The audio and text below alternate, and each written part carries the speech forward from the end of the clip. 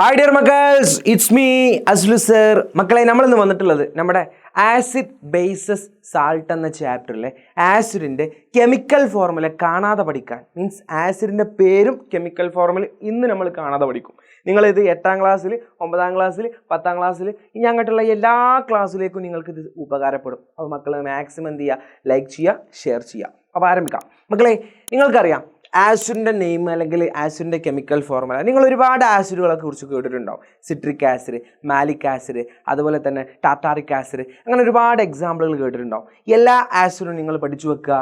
സോർ taste അഥവാ പുളിരുചി ഉണ്ടാവുമെന്ന് എൻ്റെ മക്കൾക്കറിയാം. ഇവിടെ നിങ്ങൾ മനസ്സിലാക്കേണ്ടത് main component of acid is hydrogen. ഹൈഡ്രജൻ്റെ മെയിൻ കോമ്പോണൻറ്റ് അഥവാ പൊതുഘടകം എന്ന് പറഞ്ഞാൽ ഹൈഡ്രജൻ ആണ്. അപ്പോൾ എല്ലാ ആസിഡിനെയും ഫസ്റ്റ് ലെറ്റർ ആയിട്ട് നമ്മൾ കൊടുക്കാം ഹൈഡ്രജൻ. ഓക്കെ, അപ്പോൾ ഇവിടെ ഞാൻ കുറച്ച് ആസിഡുകളുടെ സിമ്പിൾ കൊടുത്തിട്ടുണ്ട്, കെമിക്കൽ ഫോർമുല. അപ്പോൾ ഇങ്ങനെ തന്നു കഴിഞ്ഞാൽ എൻ്റെ മക്കൾക്ക് ഈ ആസിഡുകളുടെ പേരൊക്കെ എന്താണെന്ന് അറിഞ്ഞിരിക്കണം. അപ്പോൾ നമുക്ക് നോട്ടിച്ച് നോക്കിയാലടാ. അവിടെ തന്നിരിക്കുന്നത് HCl തന്നിട്ടുണ്ട്, അതുപോലെ തന്നെ H2SO4, അതുപോലെ തന്നെ HNO3, H2CO3, H3PO4. അപ്പോൾ ഇത്രയും ആസിഡുകളുടെ കെമിക്കൽ ഫോർമുല, മോസ്റ്റ് ഇമ്പോർട്ടൻ്റ് ആയിട്ടുള്ള ആസിഡുകളുടെ പേരാണ് അല്ലെങ്കിൽ ഇവരുടെ കെമിക്കൽ ഫോർമുലയാണ് നമ്മൾ ഇന്ന് പഠിക്കുന്നത്. അപ്പോൾ മാക്സിമം ഇത് എന്ത് ചെയ്യുക, മാക്സിമം എൻ്റെ മക്കൾ എന്ത് ചെയ്യുക, പഠിച്ചെടുക്കുക. സെറ്റാക്കലടാ. നോക്കുക, ആദ്യം HCl ആണ് തന്നിട്ടുള്ളത്. HCl എന്ന് കേൾക്കുമ്പോൾ തന്നെ ആലോചിക്കുക, ആ Cl എന്ന് പറയുമ്പോൾ ക്ലോറിക് അല്ലെങ്കിൽ ക്ലോറൈഡ്. അപ്പോൾ ഇതിന് HCl എന്ന് പറയുമ്പോൾ ഹൈഡ്രോക്ലോറിക് ആസിഡ്. ഏതാടാ? Hydrochloric acid.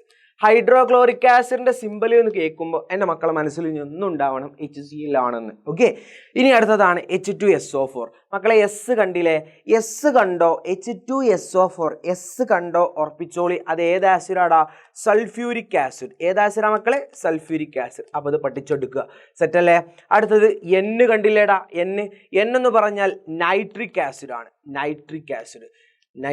ഫസ്റ്റ് ലെറ്റർ ഒക്കെ H ആണ്, എല്ലാത്തിൻ്റെ ഓക്കെ, അതൊന്നും ഒരു പ്രശ്നമില്ല, ഒരു കുഴപ്പമില്ല. പക്ഷേ പെട്ടെന്ന് കണ്ടെത്താനുള്ള ട്രിക്കാണ് അസ്ലം സർ പറഞ്ഞു തരുന്നത്. എസ് കണ്ടാൽ സൾഫ്യൂരിക് ആസിഡ്, N കണ്ടാൽ നൈട്രിക് ആസിഡ്. അപ്പോൾ C കണ്ടാലോടാ?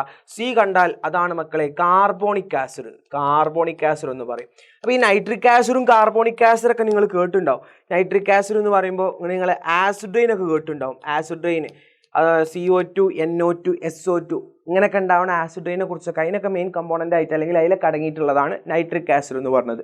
ഇനി കാർബോണിക് ആസിഡ് എന്ന് പറയുമ്പോൾ സോഡ വാട്ടർ, നമ്മൾ കുടിക്കുന്ന സോഡ വാട്ടർ അല്ലെങ്കിൽ 7up, പെപ്സി, കൊക്കോകോള ഇങ്ങനെയുള്ള സോഫ്റ്റ് ഡ്രിങ്ക്സിലൊക്കെ അടങ്ങിയിട്ടുള്ളതാണ് ആരടാ? കാർബോണിക് ആസിഡ് എന്ന് പറഞ്ഞത്. ഇനി ലാസ്റ്റത്തത് P കണ്ടാണ്ട് കുറേ ആൾക്കാർ പൊട്ടാസ്യം എന്നൊക്കെ വായിക്കും. എടാ, P എന്ന് പറഞ്ഞാൽ ഫോസ്ഫോറിക് ആണ്. അപ്പോൾ ഇത് എന്ത് ആസിഡാടാ? Phosphoric acid. ഏതാടാ?